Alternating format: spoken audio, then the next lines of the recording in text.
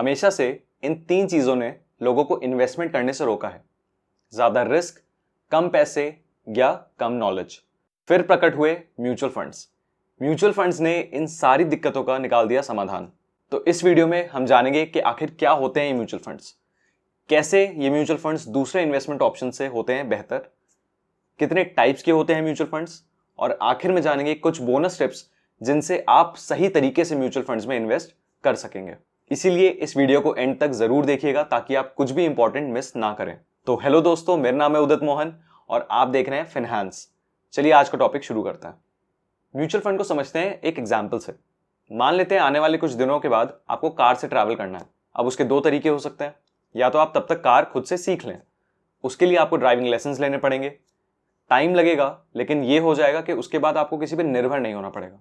वहीं दूसरा तरीका यह है कि आप एक प्रोफेशनल ड्राइवर को अपॉइंट कर सकते हैं। यही दोनों ऑप्शंस इन्वेस्टमेंट वर्ल्ड में भी लगाए जा सकते हैं। पहला ऑप्शन जिसमें आप इन्वेस्टिंग सीख सकते हैं, आपको टाइम लगेगा लेकिन उसके बाद आप सही डिसीजंस खुद से ले पाएंगे। लेकिन हर किसी के पास इतना टाइम नहीं होता है कि वो सीखने पे लगा पाए, तो इसलिए म्यूचुअल फंड्स सेकंड ऑप्शन हो जाते हैं।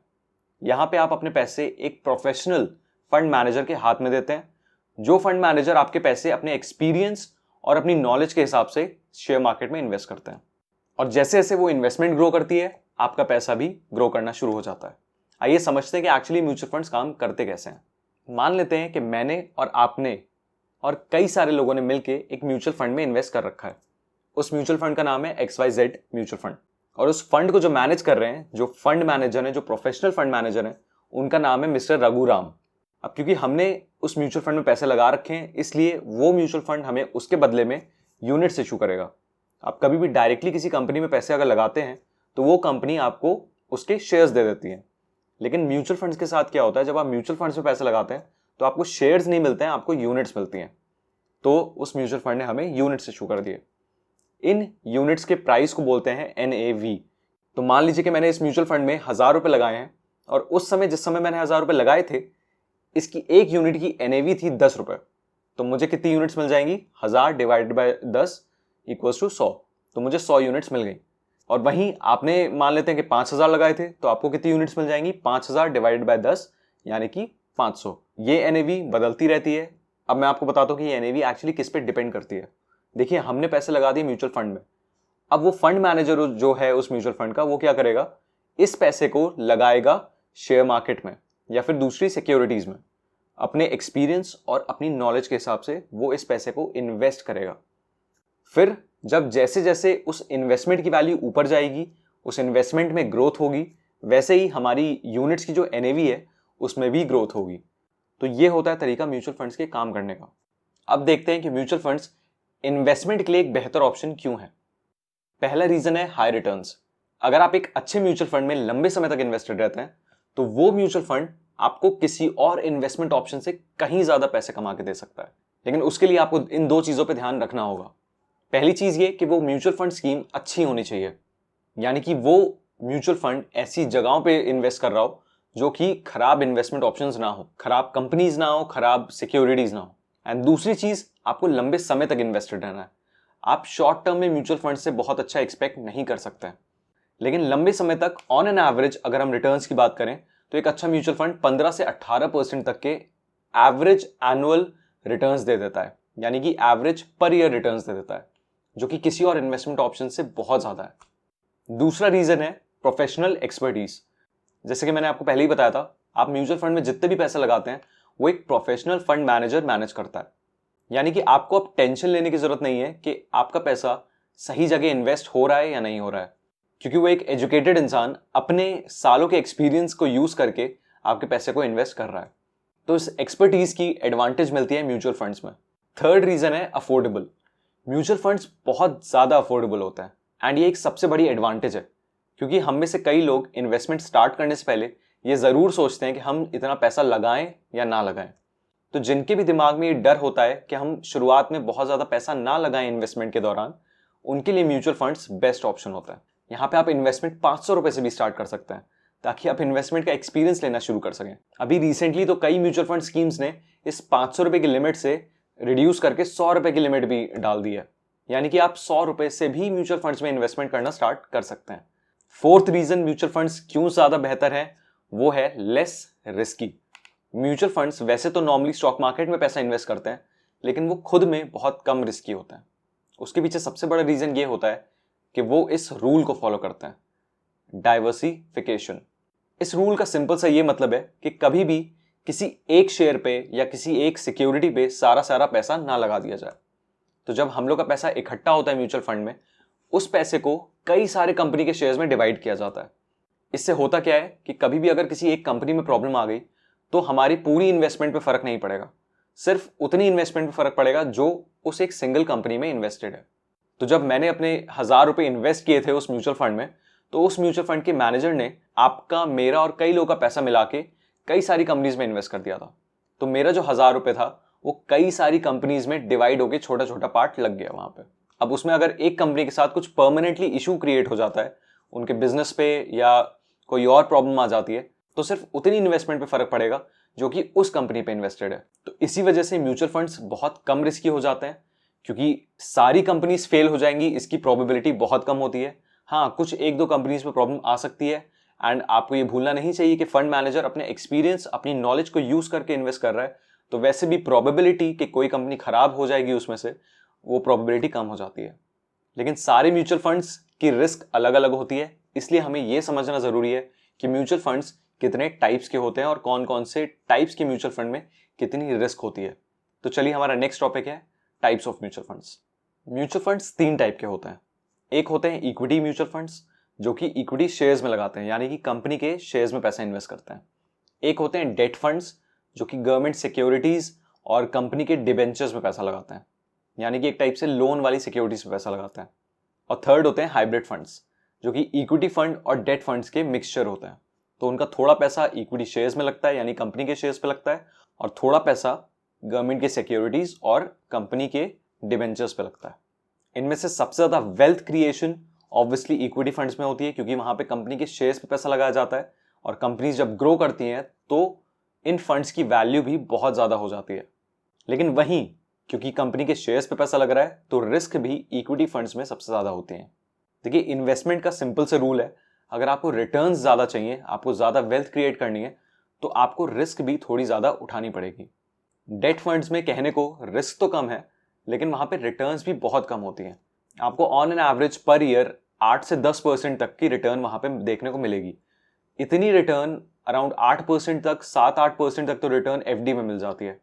तो मैं फिर क्यों किसी डेट फंड में रिस्क लूं, अगर मुझे 7 से 8% तक एफडी में मिल जाती है, जहां पर रिस्क होने की चांसेस कम होती हैं। इसीलिए मैं पर्सनली ऐसे ही फंड्स प्रेफर करता हूं जहां पे थोड़ी सी रिस्क हो लेकिन रिटर्न्स थोड़े ज्यादा हो जाएं, जैसे कि इक्विटी फंड्स। अब इक्विटी फंड्स में भी कई टाइप के फंड्स होते हैं, जिसमें आपको रिटर्न्स बहुत ज्यादा मिलेंगी बहुत ज्यादा रिस्क के साथ, और रिटर्न्स नॉर्मल भी मिलेंगी नॉर्मल रिस्क के साथ।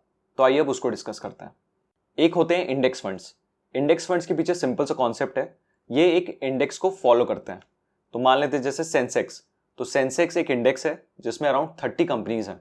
अब अगर सेंसेक्स को कॉपी करता हुआ कोई इंडेक्स फंड है, तो उसमें भी उसी 30 कंपनीज में इन्वेस्टमेंट हो रखी होगी। तो ये फंड्स बहुत ज्यादा मार्केट को फॉलो करते हैं, बहुत ज्यादा इंडेक्स को फॉलो करते हैं, तो इसीलिए इनमें रिटर्न्स भी मार्केट के आसपास होते हैं, यानी कि जैसा इंडेक्स परफॉर्म करेगा वैसा ही ये भी परफॉर्म करते हैं। अब हम चलते हैं मार्केट कैपिटलाइजेशन, यानी कि कंपनी के साइज के हिसाब से जो फंड्स होते हैं इक्विटी के, उस पे। उससे पहले आप समझ लीजिए कि मार्केट कैपिटलाइजेशन होता क्या है। सिंपल सा फॉर्मूला होता है किसी भी कंपनी का मार्केट कैपिटलाइजेशन, यानी कि मार्केट वैल्यू निकालना। अगर आप किसी कंपनी के नंबर ऑफ शेयर्स को मल्टीप्लाई कर देंगे उसके अभी के करंट मार्केट प्राइस से, तो आ जाता है उस कंपनी का मार्केट कैपिटलाइजेशन। अब इस मार्केट कैपिटलाइजेशन के हिसाब से जब आप कंपनीज को डिवाइड करते हैं, तो 3 टाइप की कंपनीज निकल के आती हैं। एक होती है लार्ज कैप, एक होती है मिड कैप, और एक होती है स्मॉल कैप। लार्ज कैप यानी कि मार्केट वैल्यू के हिसाब से सबसे बड़ी कंपनीज, जैसे कि रिलायंस हो गया, टीसीएस, एचडीएफसी, इन्फोसिस, विप्रो, ये सब लार्ज कैप कंपनीज है। तो जो टॉप 100 कंपनीज होती है मार्केट वैल्यू के हिसाब से, वो आती हैं लार्ज कैप में। उसके बाद जो नेक्स्ट 150 कंपनीज होती हैं, वो उनको बोला जाता है मिड कैप कंपनीज, जैसे कि बाटा हो गया, रिलैक्सो हो गया, ये सब मिड कैप कंपनीज है। और बची हुई जितनी भी कंपनीज होती हैं वो होती हैं स्मॉल कैप कंपनीज।